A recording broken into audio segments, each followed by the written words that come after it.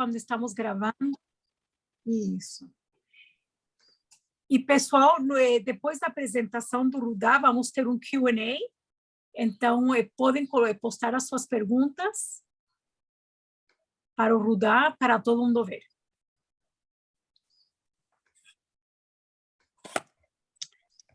Jennifer Chang. Tudo bem, Jennifer? Tudo, pode me ouvir? Podemos. Você é da Colômbia, né? Sim, eu sou alumna aí da Colômbia. Que ano você fez? Quando você fez? Faz tempo. Faz tempo? Faz tempo. Bom, não pode ser mais do que eu, então pode falar à vontade. Talvez não, mas faz tempo. Você fez o quê? MBA? Jennifer, você fez MBA? Eu fiz o Masters da CIPA, International Relations, concentração em energia. Ah, tá. Então, you are Brazilian Chinese, right? Isso.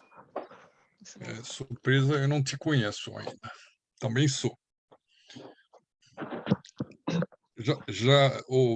O Nabil, bem-vindo. Bárbara também. Fábio. O resto eu conheço. Glaubo, né? Luciano, Iana. A Bárbara, que cuida do nosso social media. Ah, Bárbara, certo. Of course. É bom que ela está aí, pessoal. Antes que entre o Rudá, vou aproveitar para falar novamente que temos o nosso evento no Galpão da Lapa, que vai ser no dia 17 de março, mas as inscrições são só até sexta-feira. E as inscrições são com a Bárbara, que está aqui. Logo mais eu vou passar o telefone dela, o celular dela, que as inscrições do Galpão são com ela. Então, o Galpão da Lapa é a coleção de arte privada do José Olímpio Pereira, que é o atual presidente da Fundação Bienal. E é um antigo galpão que fica do lado dos trilhos, na Lapa. É muito bonito. Então, não percam, é um super convite. Para quem viu que eu postei lá nos grupos hoje, tem uma matériazinha no Art News, assim, com umas fotos. É um lugar maravilhoso, assim. É uma chance. E realmente, quando a gente fala que é a única, parece que a gente está exagerando para o pessoal ir, mas é realmente muito, muito diverso de tudo que a gente pode ter em São Paulo. Eu já depois fiz, não quero perder essa oportunidade. Obrigada, Iana. E depois disso temos o Happy Hour no Bungalow Bar. Também é bom. Sim, também já fiz inscrição, também não quero perder. Eu estou indo para São Paulo amanhã, indo amanhã, voltando na sexta, R$ 3.600 a passagem. Oh, my God. Tá assim, tá um absurdo, tá um absurdo. Eu estava falando com o Pedro, ele, vamos combinar uma coisa, eu falei, eu adoraria ir nesse evento, acho que vai ser fantástico, mas assim, R$ 4.000 para ir num evento também não tá tão fácil a coisa. Não comprei cripto em 2005.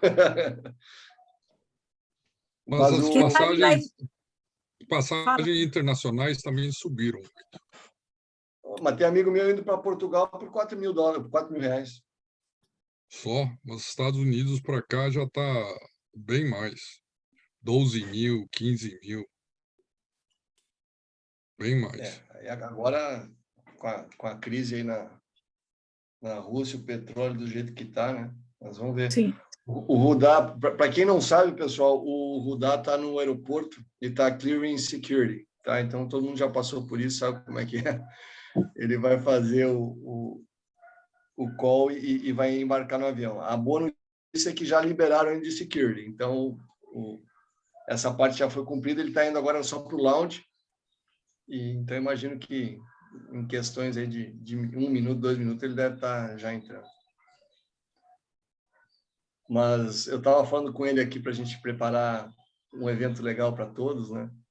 E hoje acabou de ser um marco importante na regulamentação da criptomoeda nos Estados Unidos, né? Então o Biden assinou aí alguns decretos dizendo que os Estados Unidos vai começar a regular porque quer ter um papel de protagonismo, né, nesse mercado mundial. Então, já pedi para o Rudá incluir isso na conversa dele. Só hoje o Bitcoin estava subindo quase 10%. E também já peguei algumas perguntas prévias aí do time no que tange a guerra, né? Então, o pessoal na Rússia está com dinheiro bloqueado, o pessoal da Ucrânia, de uma maneira ou de outra, também está com dinheiro bloqueado. Como é que funciona isso com cripto, né? Teoricamente tem uma liquidez global. Está funcionando, não está funcionando? Então, a gente vê um movimento correlato. Ó, entrou, se alguém puder deixar o Rudá entrar, pessoal, por favor. Então, tem uma correlação muito grande com o stock market e cripto, de uma maneira geral, mas agora está tendo uma descorrelação, né? O beta está mudando um pouco, exatamente pela questão da crise.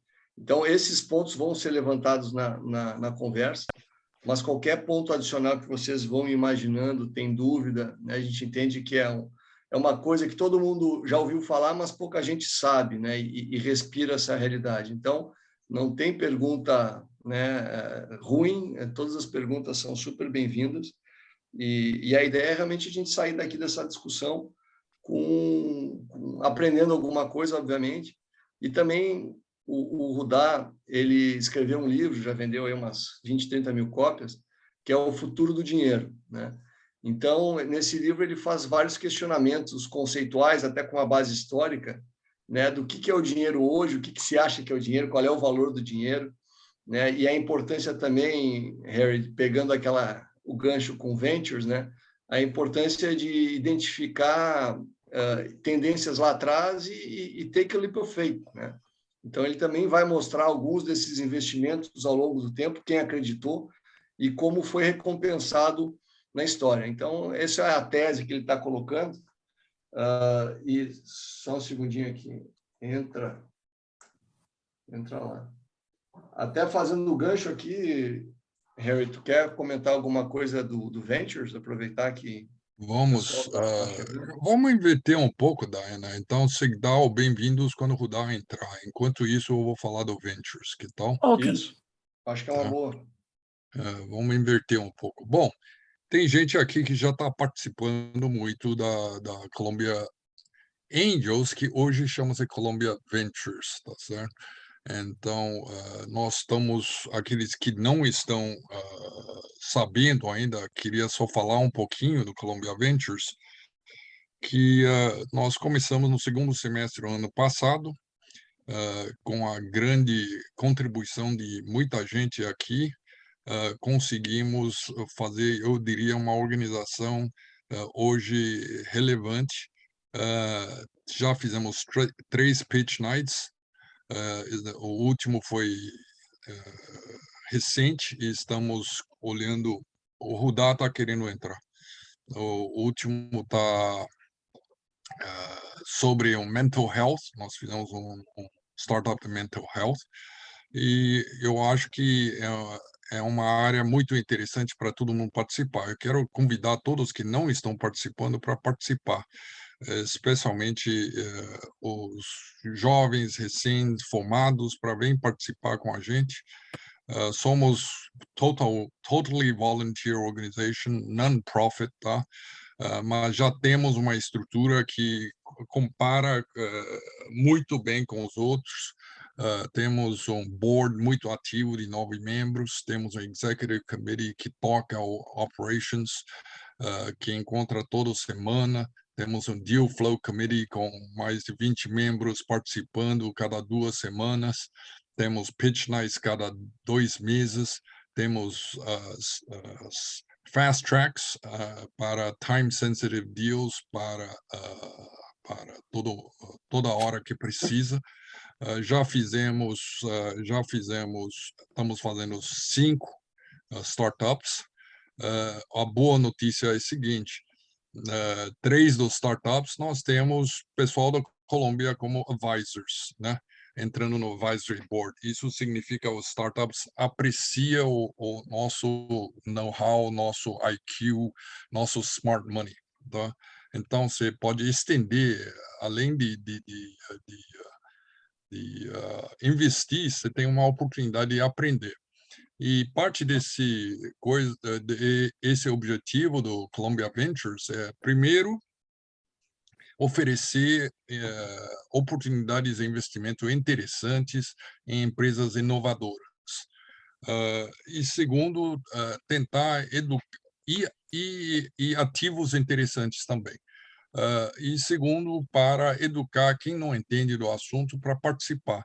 Você não vai conseguir fazer um curso de startup hands-on como nós temos. Nosso processo é extremamente organizado, nós temos Chief Operating Officer aqui, Iana aqui é suíça, então as coisas funcionam igual relógio, tá certo? Então, nós temos membros aí que já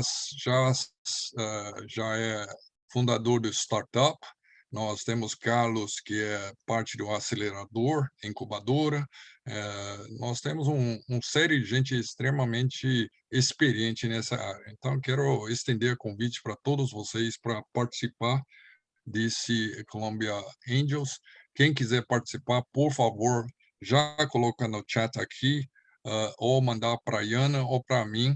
Eu vou colocar meu e-mail no chat, ou Iana, se você puder também, e nós vamos entrar em contato com você e convidar vocês a participar. Só para você ter ideia, tem gente aqui que dentro desse audiência hoje de manhã participou de uma apresentação. Juliana está aí? Juliana está aí. Apresentação de um startup que foi trazido para o Columbia Alum sobre alga marinha para usar como fertilizantes, extremamente ESG, extremamente útil nessa hora que a Rússia está cortando nossos fertilizantes. Então, você vê que coisas muito interessantes acontecendo, tá? Fala, Juliana. Não, timely, é isso aí. Você já falou, eu vou deixar do tempo, eu não vou comentar e adicionar o que você já falou. Parabéns. Tá. E como eu falei, nós fizemos um mental health, fizemos um retail tech e investimos no Zizo. Zizo é empresa de colchão, que é muito famoso já, marca famosa. Né? Investimos em prop tech, né? Ou legal tech, é uma combinação dos dois. Então, investimos em HR tech. Então, tem coisas muito interessantes acontecendo e com participação de muitos alumni.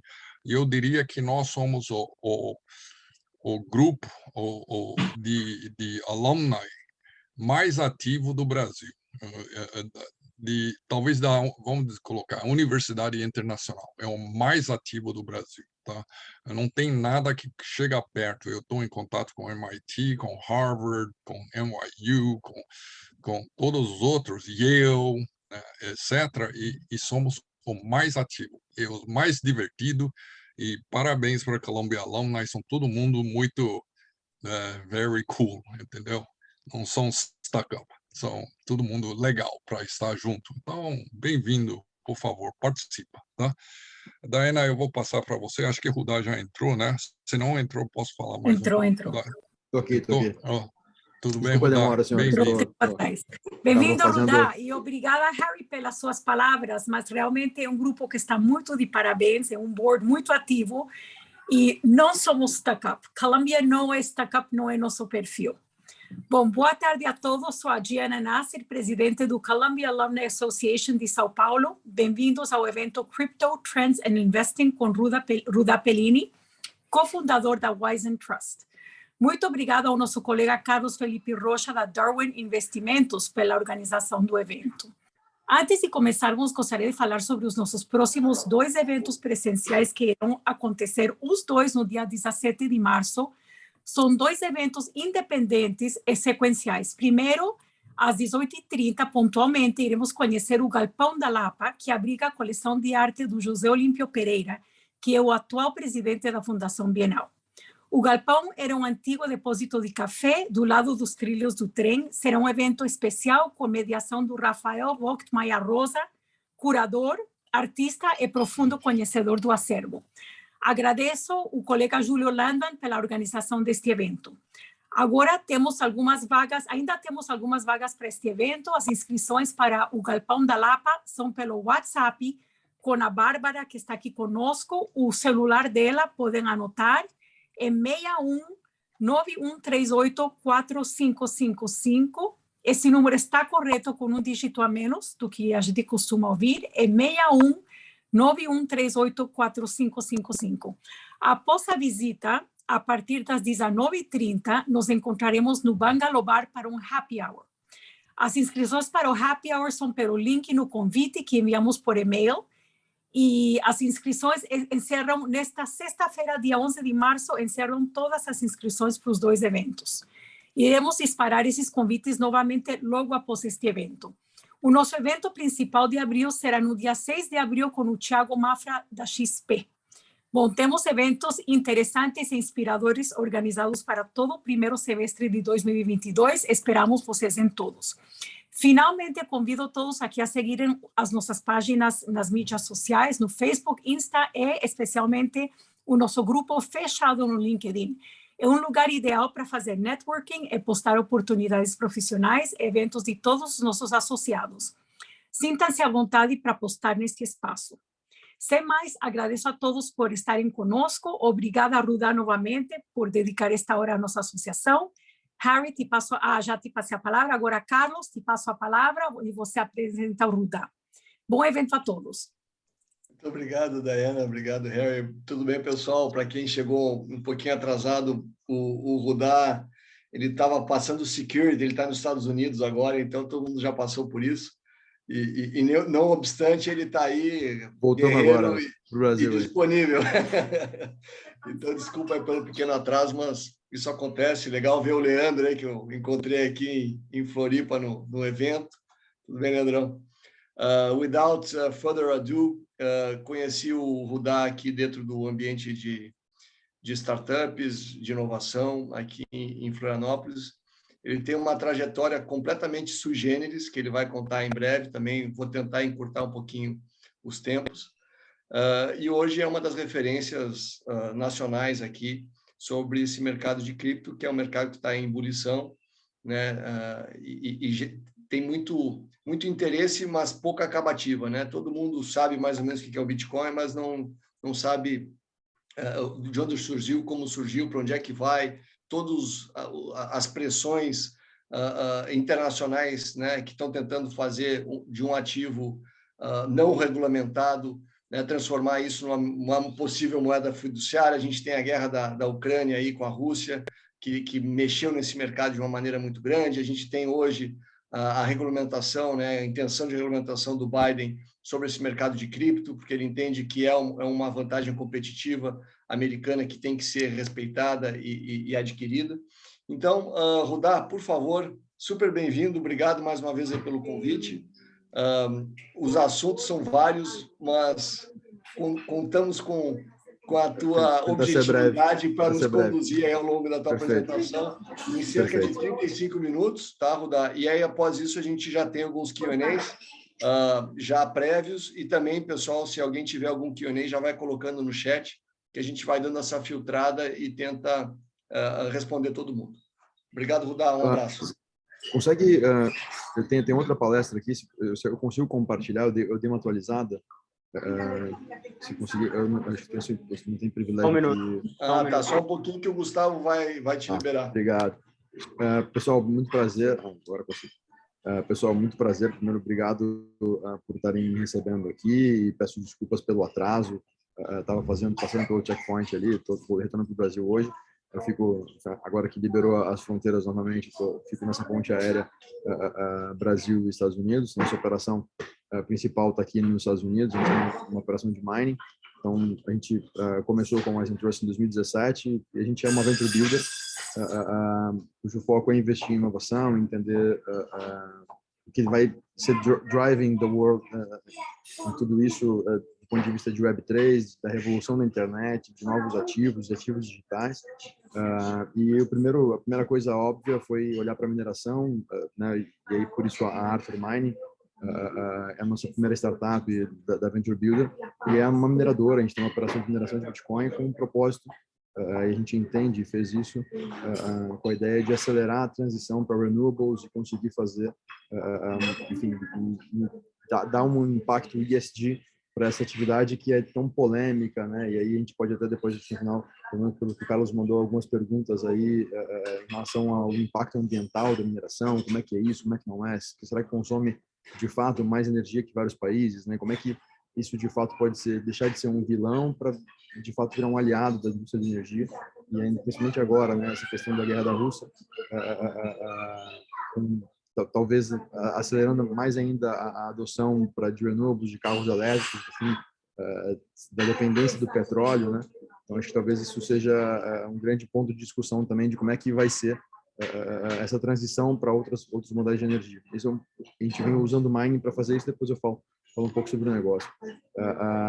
O Carlos falou da história, assim, eu era militar, eu era oficial do Exército, eu não tenho, eu era primeiro tenente do Exército, eu tive o primeiro contato com o Bitcoin em 2015, eu vim estudar, ainda era tenente, aí eu vim estudando mais isso, e, enfim, aí comecei a me aprofundar em 2016, comecei a dar palestra sobre o assunto em 2016, e aí eu comecei no negócio em 2017, em 2020 publiquei esse livro aqui, que chama O Futuro do Dinheiro.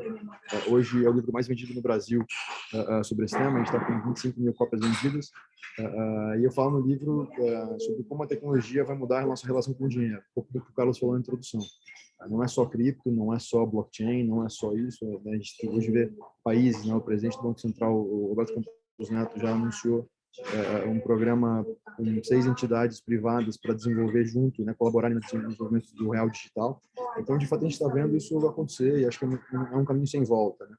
Em 2016, quando eu comecei a palestrar sobre esse assunto, quando eu falava de Bitcoin, existia pelo menos uma fricção inicial ali de, puta, que esse negócio não é pirâmide, não é golpe, isso não é fraude, né? E aí, ao longo do tempo, isso foi mudando, né? Hoje a gente tem as maiores casas de wealth do mundo entraram no mercado, a gente tem no Brasil mais de 6 ETFs, né? Com exposição em cripto. Então, de fato, o mercado mudou. Pessoal, está muito barulhento para vocês. Eu tenho uma sala VIP aqui, mas eu acho que está...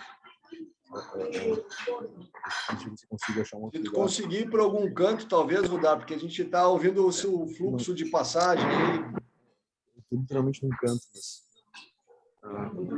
tá, deixa eu ver aqui se eu consigo se aparecer um lugar eu mudo. Tá muito alto o barulho de fora. Tá. Ou de repente tenta falar um pouco mais alto, mais perto do microfone, que tem um ambient noise aí mais pesado. Tá. Beleza. E aí também pedir desculpa e agradecer mais uma vez o Rudá, porque quando a gente marcou isso com muita antecedência, a gente, né, no mundo de hoje em dia, a gente nunca sabe onde é que a gente vai estar. Então, o Rudá, para não nos deixar na mão, manteve o comprometimento dele e a gente tem que se adequar a algumas questões técnicas aí, pessoal. Peço desculpa, a gente está fechando, vocês falaram de round quando eu estava entrando, eu estava falando, a gente estava no fechamento de um Series A aqui. Eu tive que ir para os Estados Unidos para encontrar alguns investidores, levar na nossa planta. Então, de fato, não foi proposital, a data estava marcada há um tempo. Eu peço desculpas por enfim, por esse transtorno aí do barulho. Assim que tiver um lugar aqui, Carlos, abrir, eu vou trocar, tá?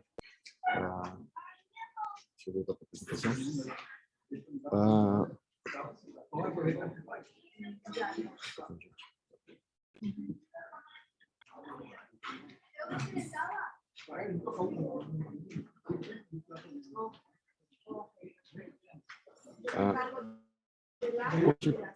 Então, assim, indo para ser breve também nessa questão do futuro do dinheiro, de cripto e tudo isso, essa revolução que está acontecendo, de fato, ela volta para as origens, assim, que assim, são uma série de termos que a gente pode ficar horas aqui divagando e falando de conceitos, né, NFTs, metaverso, o próprio Pix, CBDCs. Então a gente tem uma série de inovações que estão acontecendo e aí fica muito difícil de entender como é que tudo se encaixa, como é que as coisas vão acontecer, né? Você falar que, há 3 anos atrás, se você falasse que alguém ia pagar 6, 7 milhões de dólares num token digital de uma imagem que representa um macaquinho, um desenho de um macaquinho, isso seria inacreditável, né? E hoje, de fato, tem vários exemplos aí dos Bored Apes, né, dos NFTs, que estão valendo alguns milhões de dólares, que são imagens, são PNG, são imagens que você consegue copiar, são JPEGs, né, que qualquer um consegue copiar, mas que ela tem a unicidade, né, de fato ela é única e aquele token acaba dando esse fator único, né? Tem alguns exemplos também que a gente pode entrar no quesito NFTs aí para falar. Então, acho que a ideia do futuro do dinheiro, que eu quero falar com vocês hoje, é tentar abrir um pouquinho a visão de que tem muita coisa acontecendo e não vai ser só um negócio que vai ser impactado, não vai ser um mercado que vai ser impactado, mas vai ser tudo, porque o dinheiro ele é enabler de absolutamente qualquer relação comercial. Então, o dinheiro é meio de troca de tudo isso e a maneira como a gente conhece o dinheiro, a gente transaciona o valor, está mudando. A gente está deixando de ver o dinheiro dependente de uma autoridade central, né, que vai certificar, que vai dizer se pode ou se não pode, para um sistema descentralizado, distribuído, onde os usuários podem ter a liberdade de fazer o que eles quiserem, né? Então, o exemplo mais recente, a gente viu a Rússia sofrendo uma sanção, um embargo, talvez um dos maiores embargos econômicos da história moderna, usando o cripto, né, esse dinheiro descentralizado para se proteger. E a gente vê o país que a Rússia está invadindo também, né, talvez um dos maiores programas governamentais de arrecadação de doações, né, arrecadou mais de 30 milhões de dólares em questão de 2 ou 3 dias em cripto para conseguir se proteger e se financiar na sua defesa. Então, de fato, o negócio a dinâmica está mudando muito rápido, né? Acho que o Covid ajudou a acelerar essa dinâmica, mas assim, quando a gente olha todo o desenho, a gente percebe que o desconhecimento ele acaba causando medo. Tudo isso, né? Como eu vou ser impactado? Será que isso vai impactar no negócio? Será que não vai? O que isso é, de fato? Né? O que tem por trás de tudo isso? E um outro grande problema é a desinformação, né? Com o excesso de informações que a gente tem disponíveis, hoje, se você procurar na internet, você vai ver, de fato, absolutamente todas as informações falando sobre NFT, sobre metaverso, e como é que vai ser o metaverso. Aí começou, né, as empresas fazendo vídeos de grandes empresas fazendo o que você vai poder agora fazer o supermercado no metaverso. Será que isso de fato vai acontecer? Será que isso não é só um evento de PR para conseguir atrair, né, as pessoas para criar um brand content ali? Ou será que isso de fato vai ser assim? Será que o mundo vai para esse caminho, né? E aí, dentro disso, a gente tem a intermediação, né, que é o grande problema, talvez um dos grandes problemas modernos, que você acaba causando fricção em uma série de relacionamentos que não precisariam, que poderiam ser de fato peer-to-peer, né, um usuário fazendo transação com o outro, e a gente acaba colocando uma série de intermediários, por exemplo, uma transação de cartão de crédito. Não, a transação de cartão de crédito hoje tem mais de 7 intermediários, né? E aí isso tem um custo. Bem, é baixo, são centavos, às vezes milhares, milhões de transações, né? E isso demora. Então, o sistema ele perdeu muita eficiência ao longo do caminho, e acho que agora a gente está back to the basics e voltando para um sistema mais direto. Porque esse sistema direto, no final do dia, ele é baseado em confiança. Ele é baseado em um usuário poder, de fato, ter acesso, transacionar com outro usuário, sem precisar necessariamente confiar numa autoridade central que vai lá e vai dizer se pode ou se não pode. A gente tem exemplos aí, todo mundo que viveu a era Collor, enfim, eu tenho 28 anos, não peguei essa época, de fato, estava nascendo, mas assim, quem passou por isso sabe exatamente como é você ter uma autoridade central que pode chegar e botar a mão no seu dinheiro. Pode falar, não, agora você não pode mais mexer. Como aconteceu no Canadá, há 3 semanas atrás, 4 semanas atrás, onde os canadenses que estavam protestando de forma pacífica e genuína acabaram tendo suas contas bloqueadas e seus fundos bloqueados porque não concordavam com uma decisão, sem querer entrar no mérito de decisão ou não, né? Mas, de fato, esse sistema centralizado com um controle total é muito perigoso, porque, às vezes, se você estiver do lado contrário, você pode acabar sendo uma vítima, né, desse sistema. E aí, quando a gente olha para o Basics, assim, a gente volta lá para o escambo, né? Antes da criação do dinheiro, onde você trocava um item por outro item, um bem por outro bem, né? Achava um meio de troca, né? E aí essa evolução para os primeiros registros de moeda, né? Então, para o sal, para o pecos, né? Para o gado, para pedaços de graveto, enfim, uma série de outros exemplos de moedas que funcionavam e não tinham necessariamente um valor como o ouro, né? Um valor monetário. Simplesmente as pessoas acreditavam que aquilo era escasso e a escassez sempre faz parte disso, né?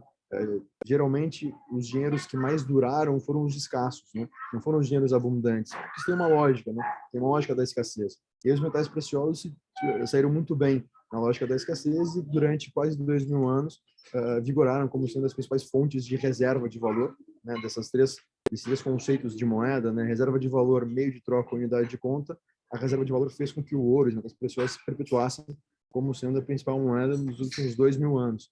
Né? E a gente viu, enfim, o ouro e os metais preciosos têm alguns problemas de transporte, né? Não são tão fáceis. Daí, assim, melhor é deixar isso num cofre, emite um papelzinho, né? Um certificado de depósito desse dinheiro, e aí você transaciona, é mais fácil, né? É mais prático, é mais cômodo. Então, coloca num cartão de crédito, né? Coloca isso dentro de um plástico, mais fácil ainda, né? Mais leve, não precisa nem usar papel. E o sistema foi evoluindo para isso. A gente foi agora, né, com contactless, com o celular, com o Apple Pay, você resolve a sua vida, não precisa nem levar mais o cartão de crédito, né? E até que o sistema evoluiu tanto, né, que aí chegou em 2008 um cidadão, que não sabe se é um cidadão, se é uma pessoa, se é um grupo de pessoas, mas sobre um pseudônimo de Satoshi Nakamoto, ele propôs um formato de dinheiro diferente, um formato de dinheiro que não dependia de uma autoridade central, né? Um plano B, eu diria. Ele foi lá e criou esse sistema de dinheiro eletrônico ponto a ponto, né? Esse tal de Bitcoin, que ele é a fagulha para essa série de outras inovações, aqueles outros conceitos que eu falei de NFT, de tudo isso, ele surge junto do Bitcoin nesse desenho todo, porque foi o blockchain, foi a tecnologia que permitiu que o Bitcoin funcionasse, que deu origem a todas essas outras inovações, né? E aí, meu entendimento sobre isso, acho que a ideia nesse momento de guerra e de Biden ontem e hoje falando sobre regulação de cripto e tal, é fazer, acho que tentar entender isso macroeconômico mesmo. Essa é a imagem do jornal do dia 13 de janeiro de 2009, quando o Bitcoin começou a operar, né, quando entrou em operação. E aqui, né, de fato, o segundo bailout dos bancos, e estamos falando de pós-crise subprime nos Estados Unidos, onde os bancos foram salvos, né, pelos governos, né, e assim, com o dinheiro de quem? Das pessoas. Os bancos centrais pegaram os dinheiros e acabaram salvando os grandes bancos, de fato, de um erro, não houve, de fato, a responsabilização do erro, né? O erro foi terceirizado, jogaram para dentro do Banco Central, e aí a gente teve essa imagem clássica e icônica, porque na primeira transação, no primeiro bloco do Bitcoin, ele está escrito, né? The Times, de 13 de janeiro de 2009, Chancellor of brink of second bailout of banks. Então, está lá, no código-fonte. Para mim, isso é um recado, assim, na minha visão, isso é um recado de que, beleza, esse negócio aqui nasceu para ser uma alternativa. Pode não ser melhor, mas está aqui. É contra isso ou para isso que esse negócio existe. Para, de fato, o dinheiro voltar a ser das pessoas e ser dos usuários e ser escasso, né? Tem um limite. Não ser esse excesso, essa abundância que a gente tem hoje. Quando a gente fala de abundância, assim, fica evidente, né? A gente tem o Federal Reserve, ele é de 1913, né? Então a gente tem 108, 109 anos de Fed. Nesse período, né, 26%, 27% de todo o dólar circulante, né, todo o dólar que está em circulação no M2, da reserva monetária líquida, foi impresso desde a pandemia, né? Entrou em circulação desde a pandemia. Então, 1/4 de todo o dólar circulante desde 1913, né? Então, estamos falando de um período aí de 1.200, 1.300 meses, sei lá, pouco mais que isso, entrou em circulação em 24 meses. Então, de fato, essa maluquice, não sei outro adjetivo para dar para isso, vai parar em algum lugar. Isso vai causar um movimento de ruptura de alguma coisa. Não tem como isso se perpetuar durante muito tempo. Eu acho que talvez a fagulha que o Bitcoin começou em 2008 e 2009, permitindo que outras inovações em cima do dinheiro acontecessem, é muito interessante. E, de fato, então, do ponto de vista técnico, o que ele resolveu? Um problema simples, né, do ponto de vista de tecnologia. Ele resolveu um problema chamado problema do gasto duplo. Então, quando você envia qualquer ativo digital, no final da apresentação, se eu enviar a palestra para vocês aqui, eu não estou enviando a palestra em si, eu estou enviando uma cópia dela. Então, qualquer coisa, qualquer arquivo digital que você envia uma cópia, você envia o arquivo. E a maneira como você faz para enviar e sair, né, ter um lançamento contábil de débito e crédito, você precisa que alguém subscreva isso. Alguém precisa ser a autoridade que vai lá, vai tirar de um lugar e mandar para o outro. Né? Assim funciona uma transação bancária, por exemplo, né? Enfim, diversos outros sistemas. E precisava criar um sistema que pudesse isso acontecer da mesma forma, sem um intermediário, sem alguém dizer que isso acontecia. E a solução que ele fez foi relativamente simples. Ele criou um grande livro diário, um grande livro razão, um livro contábil, e ao invés de uma autoridade central ser responsável por esse livro contábil, como é no caso do sistema bancário, do sistema financeiro, enfim, ele criou um sistema onde todos os usuários estavam compartilhando o mesmo livro. Então, todo momento seria como se as 30 pessoas que estão aqui acompanhando a live tivessem o mesmo livro diário, e a cada nova transação, então o Rudá agora mandou um Bitcoin para o Carlos. o Carlos mandou um Bitcoin para a Dayana. Todo momento, essa transação ia ser comunicada para a rede, assim como eu acabei de fazer, e todo mundo ia lá e ia tomar nota no seu caderninho. É literalmente isso o funcionamento de uma blockchain. A diferença disso para um banco de dados é que numa blockchain, essas transações elas são armazenadas em blocos, e esses blocos são armazenados em ordem cronológica, formando uma cadeia. Por isso que é blockchain. Então, cada transação é consolidada em um grupo de mais 2, 3 mil transações, dependendo de cada blockchain. No caso do Bitcoin, são umas 2 mil. No caso do Bitcoin, a cada 10 minutos, um novo bloco é processado. Então, seria como se todo mundo aqui estivesse transacionando um com o outro, cada 10 minutos a gente parasse e falasse, tá bom, agora todo mundo aqui toma nota e faz a conta. E aí todo mundo atualiza o livro-razão. E se alguém quiser fraudar aqui, né? Vamos lá, se o Carlos Crespo fala, não, o Rudá não me mandou um, o Rudá me mandou 2, e quiser se enganar, ele tem que convencer não só o Rudá disso, mas todo mundo que está na sala. Então, e aí todo mundo vai falar, não foi isso que aconteceu, tá aqui, esse é o livro, você não tem como ter esse saldo, seu saldo está errado, você fez a contabilidade errada.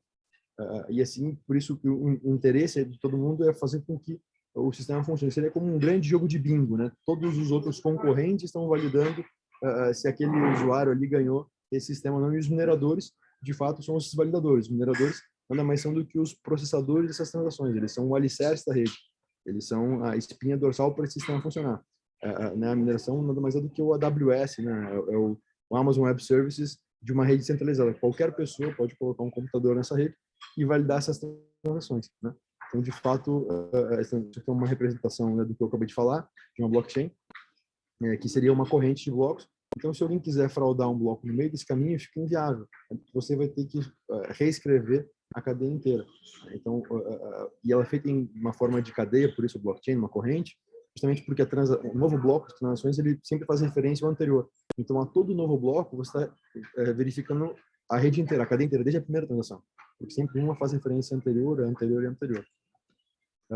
Quando a gente olha o sistema, né, como a gente está acostumado, é um sistema centralizado, né, um sistema burocrático, onde você precisa depender de uma série de permissões para funcionar, você percebe que tem uma série de ineficiências nesse sistema, né? Por exemplo, todo mundo aqui tem que ter o certificado digital para poder assinar documentos para uma empresa, né? O trabalho burocrático que é você fazer isso, né? Você ter que pedir permissão para você assinar um documento para você mesmo, né? Ele é um DocuSign da vida que consegue resolver isso, tudo bem, não é da mesma forma, talvez não tem o mesmo nível de certificação, mas é tão simples quanto e funciona, né? Por que a gente tem tanta burocracia em cima disso? Por que a gente tem autoridades certificadoras, né? Agentes custodiantes. Então, você imagina você demora 3 dias para ter o movimento de liquidação e custódia, de transferência de custódia de um ativo. Putz, será que esse negócio não podia ser online? Será que esse negócio não podia ser real time? Não teria uma blockchain que poderia fazer isso funcionar de uma forma muito mais eficiente, né?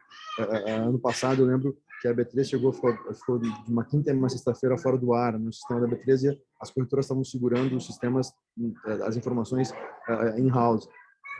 Será que não tem um sistema que pode evitar que isso aconteça? Que todo mundo está ali, quando você comprou ou vendeu uma ação, automaticamente você já faz a liquidação e a custódia para o outro, né, para o vendedor, para o comprador, enfim. Podia ser muito mais fácil, podia ser muito mais simples. E acho que estamos chegando lá. Acho que depois eu vou dar alguns exemplos disso. E de fato, e aí para a gente entender então a taxonomia dessas redes, como é que são as características dessas redes, basicamente esse é o sistema centralizado que a gente tem absolutamente, assim, a maior parte dos sistemas que a gente conhece, principalmente no Brasil, mas no mundo também é assim. São sistemas que centralizam todo o poder ou toda a decisão em um único ente, né, e acabam criando o que a gente chama de single point of failure, né, um ponto único de falha. Isso aqui é muito fácil de você derrubar. Se você derrubar foi acontecido com a B3, por exemplo, né? Isso acontece direto com vários sistemas. Né? Se caiu a autoridade central, já era, não tem o que fazer. Tem sistemas descentralizados que aí já começa a ficar mais interessante, porque mesmo que você caia, né, mesmo que algum desses nodos centrais seja prejudicado, você tem, o sistema consegue manter a sua robustez. Né? E você tem os sistemas distribuídos, que aí é o futuro das redes, e isso é o Web3. Né? Então, se alguém tem dúvida de como é que é um Web3, é isso aqui. É um network, toda a rede está compartilhando a mesma informação ao mesmo tempo, e está entendendo, interligando e contribuindo, e ao mesmo tempo que consome informação, contribui com a informação, e aí esse sistema é imparável. Né? Alguém arrisca chutar o que é essa imagem aqui? Opa.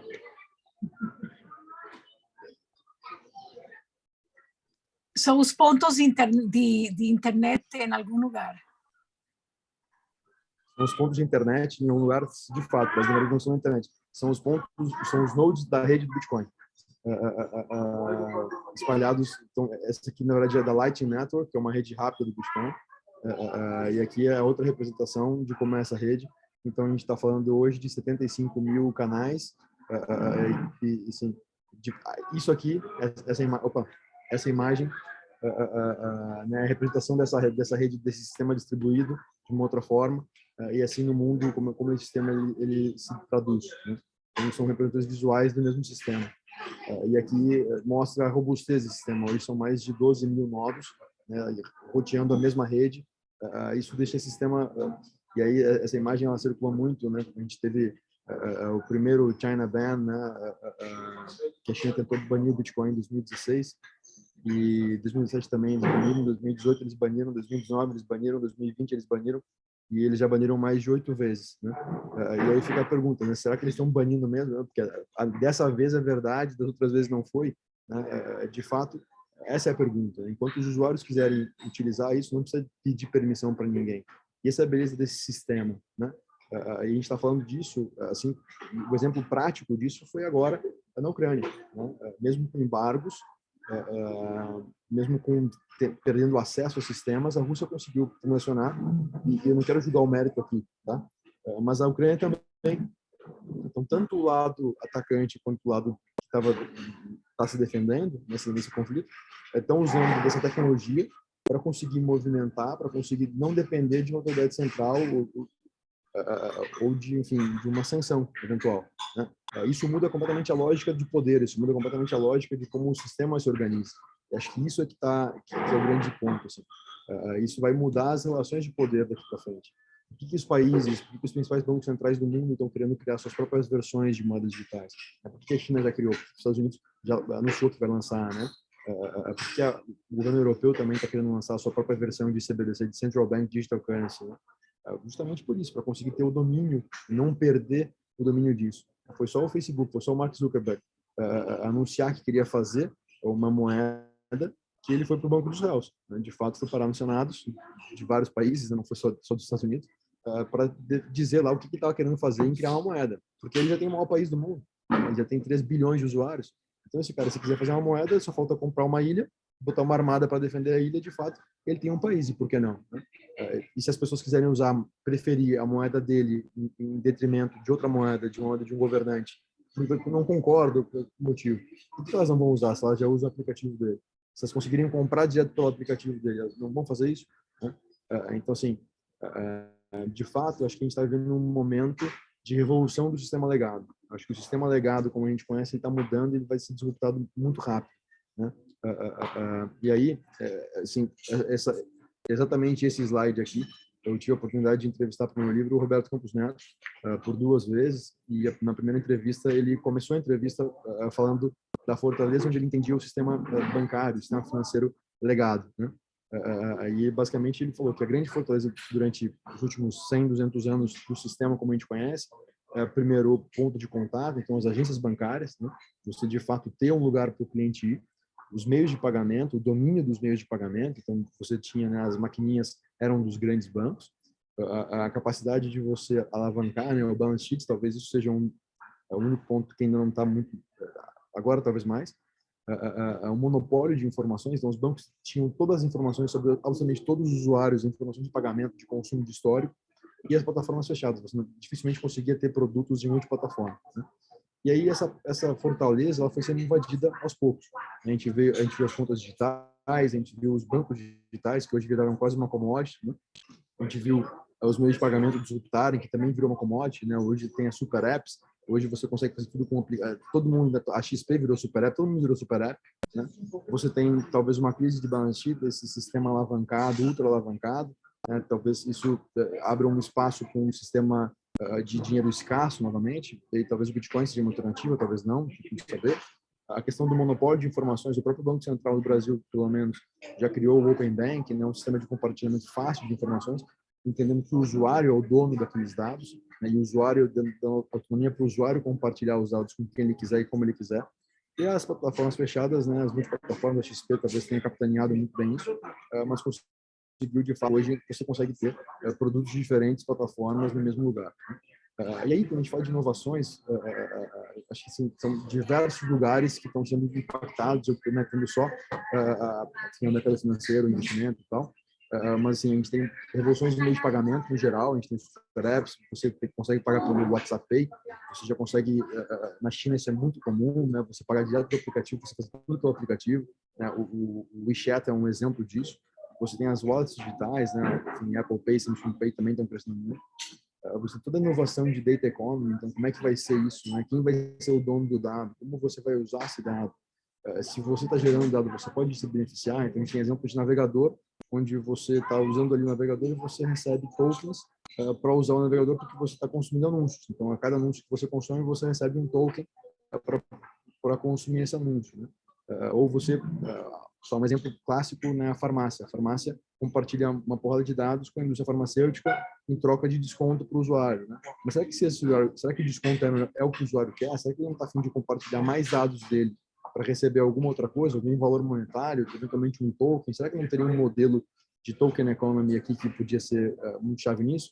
E por que eu estou falando de token economy? Né? Porque token economy é a economia da Web3, né? A Web 1 era uma web onde você acessava sites e você simplesmente consumia conteúdo.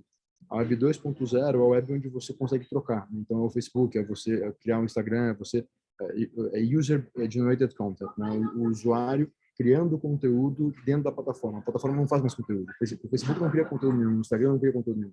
São os usuários que estão ali criando conteúdo e interagindo, né? E a Web 3 é a disrupção da Web 2, né? Não é para você conseguir funcionar multiplataformas como o Facebook, como o TikTok, etc. Você tem que ter um grande investimento em infraestrutura de rede, tem muito investimento no data center, e isso acaba levando, né, levou essa Web 2.0 para um sistema centralizado.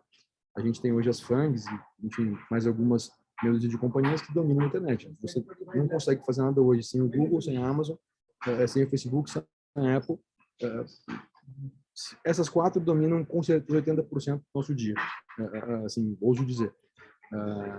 E isso acabou levando à censura, isso acabou levando a problemas que a gente muitas vezes não se dá conta. Mas e como é que você tem? E aí, assim, também entra no mérito, né? Você tem um presidente em exercício do maior país do mundo, que tem os seus perfis bloqueados e censurados, e você tem um regime talibã, né? Um regime terrorista, que tem os perfis ativos, né? E simplesmente por um desalinhamento de visão. As plataformas são privadas, elas têm o direito de fazer isso, de fato não estou julgando mérito. O ponto é, a censura ela é ruim quando a gente discorda dela, né? Mas será que não é interessante? Será que esse poder todo, será que tudo isso não pode acabar causando um problema de segunda ordem? Tem solução para isso? Como é que vai ser o futuro disso, né? E a Web3 é justamente essa web que eu mostrei, aquela rede descentralizada, aquela rede distribuída, né? As pessoas de fato transacionando e podendo consumir conteúdo direto de um usuário para o outro, consumir valor, consumir absolutamente qualquer coisa, sem depender, né, de autoridade central monetária, né? Central reguladora. E aí, assim, podemos bater um papo aqui sobre DAOs, né? Decentralized Autonomous Organizations, organizações autônomas centralizadas, né? Como é que você vai ter um novo sistema de empresas? Será que as pessoas, será que isso vai vingar? Será que não? A gente tem a revolução no crédito, né? Então você conseguir de fato tomar crédito peer-to-peer diretamente de um usuário, você ter score de crédito baseado em redes sociais, em conteúdo que você publica, né? Enfim, instituições de microcrédito também é uma das metas do Banco Central do Brasil para incentivar. Nas finanças descentralizadas, a DeFi, né?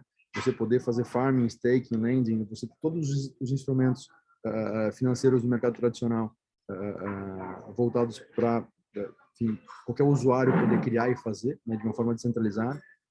Enfim, inovações em investimentos também, robo-advisor, tokenização de ativos, então está muito em alta hoje, tokenização de ativos, de uma porrada de ativos, né, tokenização de real estate, acho que é um dos primeiros cases do Brasil, da América, acho que esse é do mundo, né, o BTG fez em 2018 a tokenização de um fundo imobiliário para investir em distressed, então fez um fundo todo tokenizado em 2018 ainda, então tá muito, isso já hoje já é comum, não é uma coisa tão nova.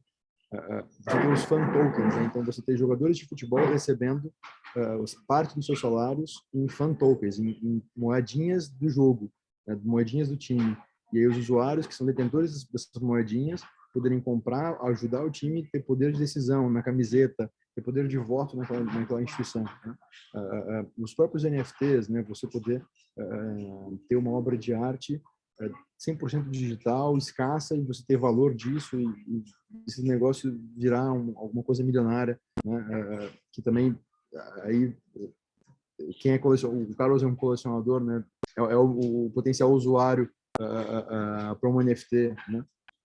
O crowdfunding para investimentos alternativos, acho que tem uma porra de coisa também acontecendo, as disrupções no dinheiro, né? Então as CBDCs, como eu falei, o próprio JP Morgan querendo criar a sua própria versão de moeda, né? O Facebook com a ideia da DIN, que antes era Libra, né? A moeda digital do Facebook. Então, assim, acho que de fato a gente tem uma porrada de inovação acontecendo e acho que essa curva está bem no início, né?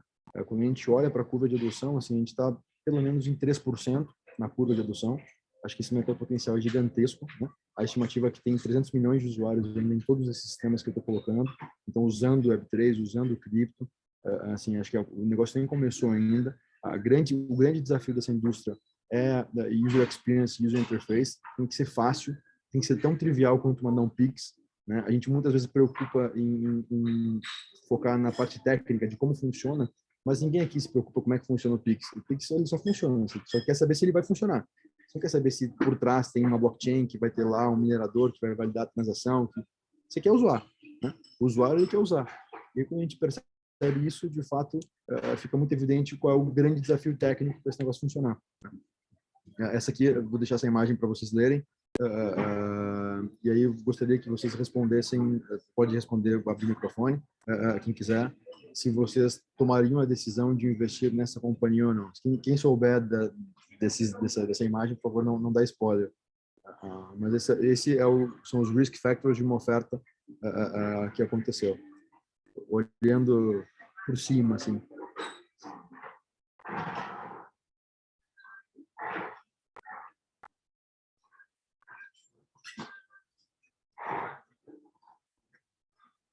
Bom, todos tem slide portuguesa, né? Companhia que não estabeleceu ainda uma longa história de operações, eletrônicos para consumidores de alta escala. Essa foi a oferta da Apple. E aí, sei lá, na época era um grande risco, né? Quem sabe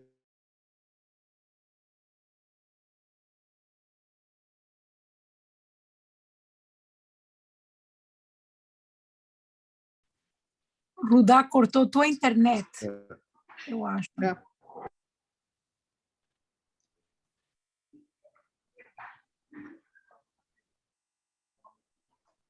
Vou tentar falar com ele por aqui, vamos ver.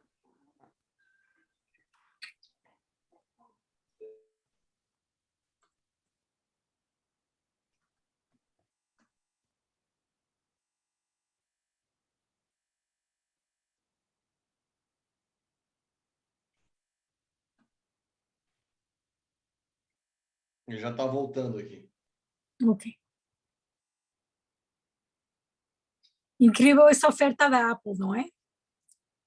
Quem teria da Facebook, era? Não, Era do do Facebook. Apple. Aquilo que ele mostrou da Apple. Incrível. E respondendo a tua pergunta, Harry, já está se encaminhando para o final, sim, tá? Para a gente tentar manter aquela 1h e 15. Vamos ver o que acontece. Mas é fascinante essa evolução, né? Eu tinha visto uma palestra anterior do Rudar, um lugar com centenas de pessoas, o pessoal todo saindo da conversa, da reunião, conversando sobre isso, assim, né? Dá uma abertura de visão e de perspectiva para as coisas. Aqui em Floripa, a gente acabou, há uns anos atrás, a gente criou a primeira empresa, um exchange de cripto, early stage. E algumas pessoas se uniram, através daí também que eu acabei conhecendo o Rudá. A empresa acabou fechando porque não tinha users, né? Não tinha adoção. Era tão pouca gente adotando Bitcoin, adotando cripto e disposto a se expor nesse assunto, que a empresa acabou fechando. 2 anos depois, o resto é history, né? Com Binance e tudo mais. Ô, Rudá, voltou aí? Voltei, tô aqui. Tá, né? Eu só estava fazendo um parênteses aqui dessa questão do early adopters, né? Com a Investor aqui em Floripa tentando desbravar esse segmento. Foi antes, né? Começaram antes do tempo. Então, é isso que a gente estava falando. Começamos antes do tempo, acabamos fechando e alguns anos depois o negócio explodiu. Então, fazendo o gancho e voltando aqui para a tua apresentação, a gente já está meio estouradinho no tempo, Rudá. Se tu puder já finalizar. Na verdade, já acabei. Esse é o último slide. Tá. Não, mas apresenta que a gente não viu. A gente parou ali na Apple. Deu uma travada. Tá. Deu travada. Então, e aí quando compara, né? A gente olha quem topou acreditar nessa maluquice, né? De um time inexperiente, enfim, num momento que ninguém sabia se ia acontecer. O e-mail, será que vai para ficar? Será que não veio, né? Será que a internet vai ficar? Será que... E aí tem vários vídeos até engraçados da década de 90, o pessoal duvidando que a internet ia... esse negócio aí não vai vingar, né? Vai acabar rápido. De fato, esse foi o prêmio para quem entrou. Essa é uma conta óbvio, teórica, né? Quem entrou no IPO dessas companhias e carregou até agora, né? Então, esse número aqui é de fevereiro desse ano. Quem tivesse entrado no IPO e carregado o ativo até agora. E eu coloquei o Bitcoin no mesmo dia do IPO do Facebook, né? De fato, a primeira marcação de preço foi em 2010, mas aqui daí o número ia ficar muito mais astronômico, não faria sentido. Então, coloquei o Bitcoin, se tivesse comprado o Bitcoin ou o Facebook na mesma data, no dia do IPO.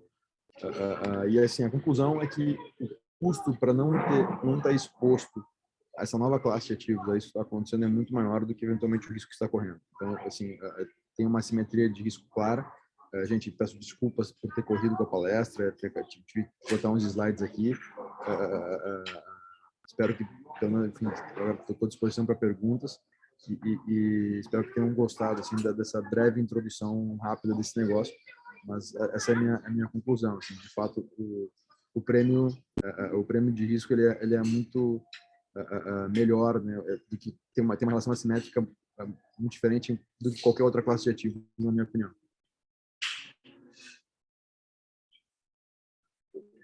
Maravilha, Rudá. Super obrigado aí pela tua palestra. Com certeza a gente estava falando quando tu cortou, né? Isso vai gerar muitas discussões aí e muitos pensamentos ao longo das próximas semanas e meses.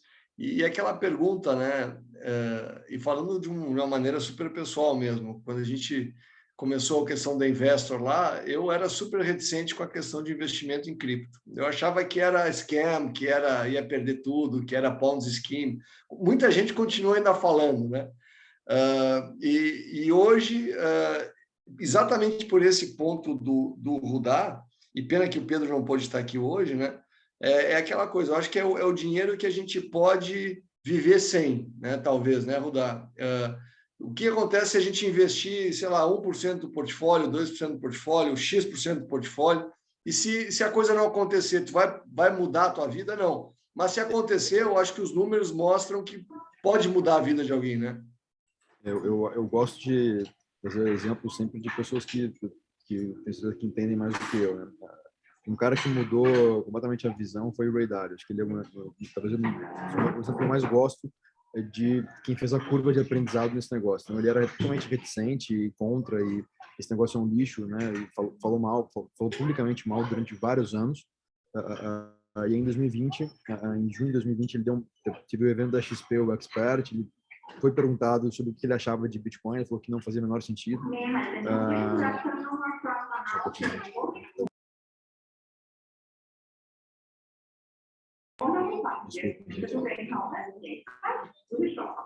Beleza. E aí, em junho ele fez isso, em setembro, de novo, uma outra entrevista, ele fala mal. Aí, em outubro, ele dá uma outra entrevista na CNBC, fala mal de novo de Bitcoin, e as pessoas começam a criticar ele no Twitter.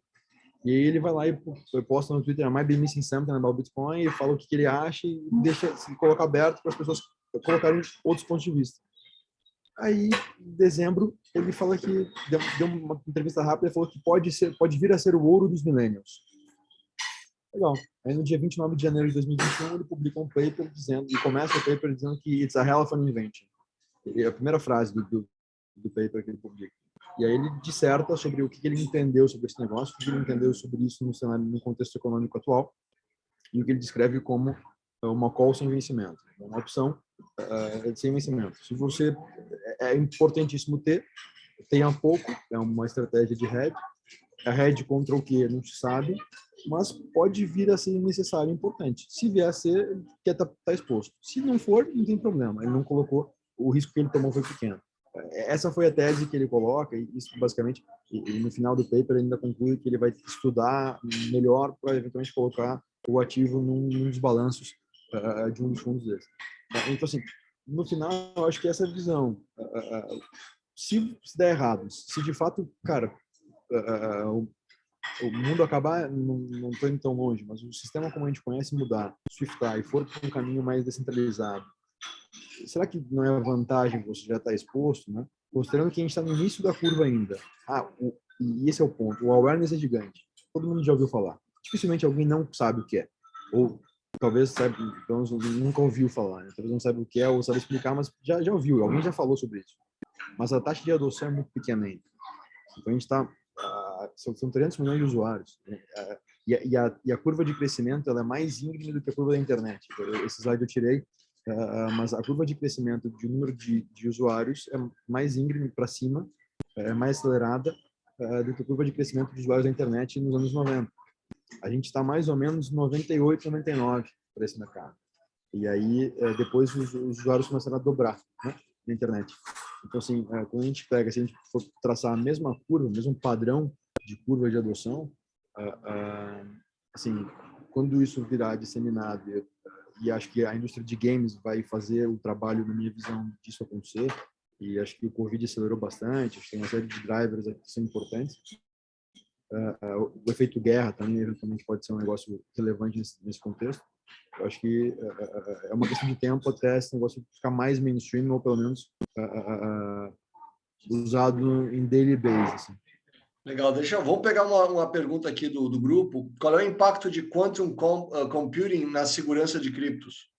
Se tu puder dar umas respostinhas mais curtas aí, Rudá, para a gente poder... Tem outras perguntas aqui. Assim, impacto é para qualquer sistema de criptografia, né? Quantum computing, em tese, é um sistema onde você consegue fazer milhares de contas em segundos. Né? Um sistema de criptografia nada mais é do que fazer milhares de contas. Estou resumindo, fazer uma série de contas. Todos os sistemas criptográficos usam o mesmo protocolo, o mesmo sistema de chaves criptográficas. Qualquer sistema, da senha do lançador nuclear ao Bitcoin. Tá? Muda o tamanho da chave de segurança, o tamanho da chave criptográfica, mas a lógica de sistema é quase a mesma para tudo. Tá? Sinceramente, eu me preocuparia muito mais com acesso a com quantum computing, muito mais com de fato míssil nuclear, com coisas maiores e sérias do que necessariamente com cripto. Então, assim, eu acho que isso é a resposta mais óbvia. Mas assim, também não é tão simples você fazer esse sistema funcionar especificamente para essa finalidade. Não é feito para isso. Você precisa adaptar, e o custo para você adaptar esse sistema para fazer uma atividade específica, assim, teria que ser um interesse muito grande de muita gente, muito poder para falar, não, quero estragar, quero acabar com esse sistema. Eu não vejo essa possibilidade. Legal. Pulando aqui para a pergunta do Agnaldo, poderia fazer uma breve comparação entre o Bitcoin e altcoins similares com o Ethereum e as moedas relacionadas a contratos inteligentes, tá? E aí, tendo a apostar hoje mais na linha derivada do Ethereum do que na linha do Bitcoin, em função das variações de aplicativos DApp. De DApp. DApp são Decentralized Apps, são aplicações descentralizadas. Então, você colocar em contratos inteligentes, que o Ethereum surgiu para isso, fazer aplicações. Eu concordo com o conceito, só que o Bitcoin hoje teve uma atualização desde o ano passado. O Bitcoin hoje ele consegue também ter contratos inteligentes em cima do protocolo dele, em cima da blockchain do Bitcoin. Então, isso já é possível, que não era antes. Então, hoje você consegue ter aplicações em cima do Bitcoin, assim como você tem em cima do Ethereum. Isso é possível. Eu acho que, assim, dizer com quem esse negócio vai competir é muito... E aí, o Bitcoin é pior ou melhor que o Ethereum? Porque ele é pior porque não tem uma escalabilidade de transações. São 2.000 transações a cada 10 minutos. Assim, de fato, esse é o dado, mas eu não sei se ele tá para competir com a Visa ou se ele vai competir com o ouro. Acho que é muito difícil de dizer. Eu acho que assim, esse negócio tem 10 anos, 12 anos, mas é muito novo ainda. Tem poucos anos com, de fato, muito desenvolvimento, dinheiro de VC entrando para desenvolver tecnologia, para crescer. Assim. É muito recente que começou, isso virou uma indústria de fato. Então, eu acho que a gente está literalmente no caminho de tentar entender onde esses diferentes players e soluções vão atuar. Eu acho que eu vejo isso como uma porrada de startup tentando encontrar uma solução no market fit. É assim que eu vejo esse mercado. Então, cada uma dessas altcoins, no final do dia, eu entendo que são startups que têm times de desenvolvedor próprio. Na prática, só são descentralizadas, não tem muitas vezes um dono, mas é isso. E atuando como startups tentando competir nesse mercado e desenvolver uma solução melhor para alguma dor. Legal. O Luciano está com uma pergunta aqui. O que te parece as stablecoins, tá? Principalmente as auditadas e as USD-backed, como a True USD? E também aquelas que são Seigniorage Style. Se puder comentar, eu te agradeço. O Hayek, em 1976, ele publicou A Desestatização do Dinheiro. Né? É uma tese onde o dinheiro deixaria de ser estatal e voltaria a ser privado, e você teria diferentes emissores desse dinheiro competindo entre si, e o dinheiro teria competição, assim como qualquer coisa. O grande empecilho em 76 que ele coloca para isso acontecer é a tecnologia. Você não tinha tecnologia para você ter a auditability, a accountability desse negócio funcionando. Hoje você tem tecnologia para funcionar, fazer esse negócio funcionar, e é isso que está acontecendo. As stablecoins, e tem exemplos de stablecoins descentralizados, e tem exemplos de, por exemplo, o JP Morgan está querendo fazer uma stablecoin dele, centralizada. Uma CBDC é uma stablecoin, uma Central Bank Digital Currency, nada mais é do que uma moeda central, uma moeda emitida por um banco central, mas é uma cripto, né, uma moeda digital.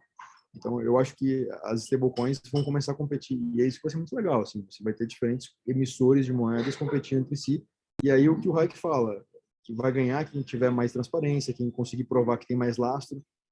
Eu acho que o lastro vai ser um grande fator-chave nesse negócio. Esse ativo está backed da onde? Está backed em dólar? Puta, mas será que está backed em dólar vai ser o melhor? O dólar está desvalorizando, porque teve um aumento de inflação gigante. Será que ser backed em ouro não é melhor? Eu acho que a gente vai ver uma mudança, nos próximos 5, 10 anos, a gente vai ver uma mudança significativa no padrão monetário como a gente conhece. Acho que é um grande desafio ser um banqueiro central nessa década. Estamos aqui com uma última pergunta. Ele até falou, o Luciano até complementou ali do dinheiro privado competitivo. Na tese do Hayek, não. Na tese do Hayek, você não teria aumento de M1 porque você não teria mais o padrão M1, né? Você teria... cada emissor estaria competindo, as pessoas usariam aquelas que prefeririam, venceria a moeda de preferência das pessoas, né? Você não teria mais o Banco Central sendo o emissor e aí tendo por conta o padrão M1 da moeda do Banco Central, né? Talvez por isso que eu coloquei aquele slide das diferentes guildas, das diferentes aldeias usando moedas diferentes e depois consolidando uma moeda entre si, assim. Eu acho que talvez a gente caminhe primeiro para um caminho desses. Legal. Para fechar aqui, antes das suas considerações finais, tu nos provocou no início da conversa que minerar dá para ser saudável, ESG, sustentável. Explica melhor, que eu acho que a grande maioria aqui está se perguntando até agora como isso é possível. Né? Considerando que o Elon Musk fez a advocacy do Bitcoin, depois voltou atrás porque não era green. Como é que é a mágica? Qual é a ideia? Qual é a estratégia?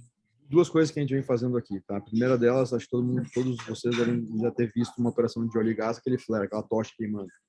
Aquela tocha basicamente é a energia posta fora e é metano puro. Metano é 20 vezes mais uma poluente do que dióxido de carbono, do CO2, e é energia lixo, é resíduo. O que a gente faz primeiro é chegar nas empresas de óleo e gás, pegar aquele gás, ao invés de ele queimar, direcionar para um gerador a gás e começar a produzir Bitcoin a partir disso. Gerar energia, a gente produz a nossa própria energia a partir disso e reduz em 60% o equivalente em emissão de CO2 que aquela planta produz. Então, esse é o primeiro ponto. A gente transforma lixo, e isso serve para por causa do gás, serve para lixão. Todo lugar que tem uma tocha queimando gás é um potencial lugar para a gente estar operando. A gente consegue estar operando em qualquer lugar remoto. Eu cheguei agora, hoje a gente tem uma operação no meio de Ohio, no meio do nada. A gente tem no Wyoming, no meio do nada. Então, de fato, para a gente, isso não é um problema técnico. O segundo, e aí que é o que a gente entende, então, isso é que a gente consegue mitigar a emissão de carbono. E outro ponto é acelerar a transição para renewables, que é isso que eu acho que vai ser muito chave. Daí falando de um problema de Brasil. O problema do Brasil hoje não é, a gente tem um problema elétrico, mas não é um problema de geração de energia, é um problema de transmissão e distribuição. E se a gente não colocar o problema no lugar certo, a gente nunca vai entender como é que a gente pode solucionar isso. Quando a gente teve lá em 2020, 2021, uma crise energética no Brasil, a gente tinha um excedente de geração de 10 gigawatts, isso é equivalente ao estado de São Paulo. E a gente gerava essa energia. A gente só não tinha transmissão, o cabo. E a responsabilidade de cabear esse negócio é do Estado. O governo federal e os estados têm a obrigação de colocar esses cabeamentos. Ou licitar, né? Ou assim, dar para algum ente privado fazer. Licitar para isso. Quando a gente olha esse problema, eu dou um exemplo que está acontecendo agora em Minas Gerais. Minas Gerais teve uma roda de gente que investiu em operação de geração distribuída de energia solar. Então, o cara vai lá, investe numa planta solar para começar a gerar energia, vai colocar na rede, vai plugar na rede e vai começar a vender energia distribuída.